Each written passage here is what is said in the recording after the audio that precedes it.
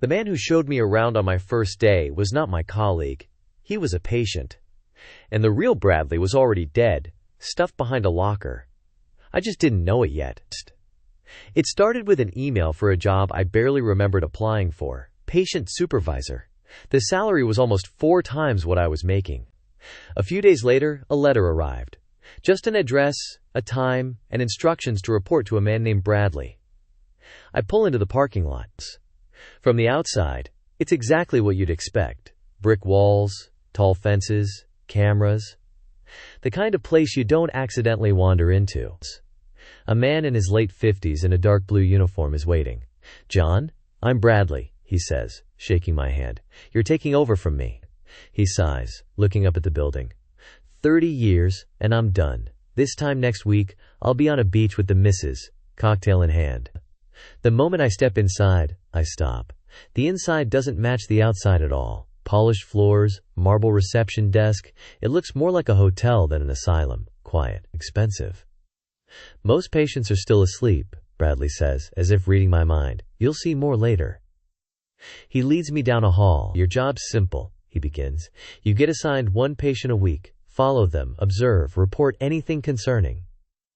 "Like what?" I ask.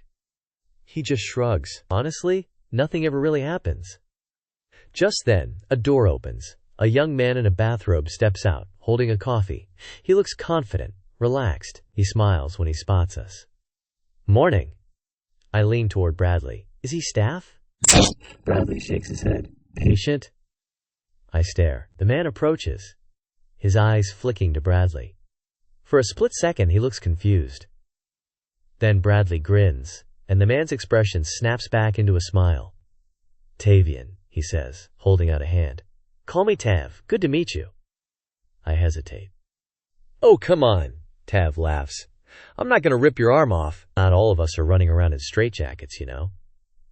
At lunch, we walk into a cafeteria that looks more like a Michelin star restaurant. Bradley sits right at a table with the patients, so I follow. Tav slides into the seat next to him, now dressed in sleek workout gear. "So what did you do before this, John?" "Office job," I say. "Admin."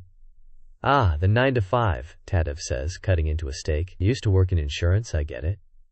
A young blonde woman sits beside me. "Bryony," she says, offering her hand. "You the new supervisor?" She glances at Tav across the table, and they share a brief, knowing grin. She turns back to me. "Someone's got to replace him," she adds, nodding at Bradley. "He's getting old." Everyone laughs.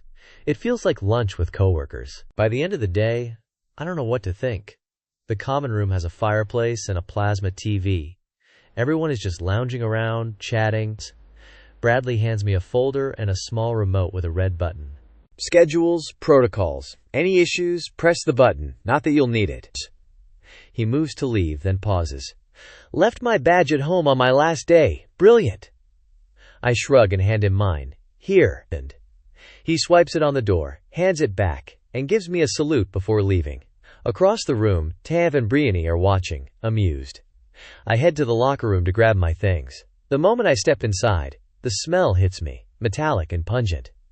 I gag, covering my mouth. The lockers look like they've been pushed out from the wall. I step closer. I look behind them. And then I see it. A body is wedged in the gap, one arm twisted beneath him, fingers stiff and curled. His dark blue uniform is soaked through with blood. I scream and push the button on the remote. Staff rush in, crowding around. The director glances into the gap, then looks up at me slowly. Everyone is silent. "Who let you in this morning?" he asks quietly. "Bradley." "Bradley," I manage to say. He points at the body. "That is Bradley."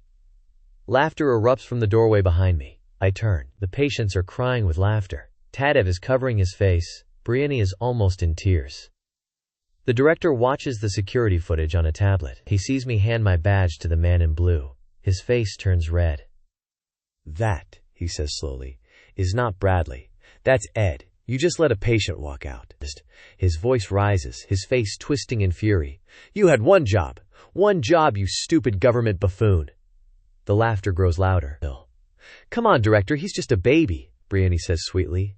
"You're going to make him cry." The director shoves a uniform into my hands and storms out. The janitor walks in with a bucket and mop and just starts cleaning. "What the hell is wrong with this place?" I mutter. "You," he says, leaning on his broom. "Yes." I blink. "Excuse me?" "No one filled you in?" he says. "No one here's actually insane. They just had lawyers good enough to dodge death row with an insanity plea." My mouth goes dry. "They bankroll this place. Keep it quiet, Tuwei. You're the only part they can't get rid of, a government requirement." The door opens again. It's Tav. He smiles at the janitor, ignoring me completely, as he passes him a folded bill. "Take her out somewhere nice." He grabs something from a locker and leaves. Doesn't even look at me. So now I'm the joke, in a facility full of people smart and connected enough to get away with murder. I don't know how I'm gonna go back there.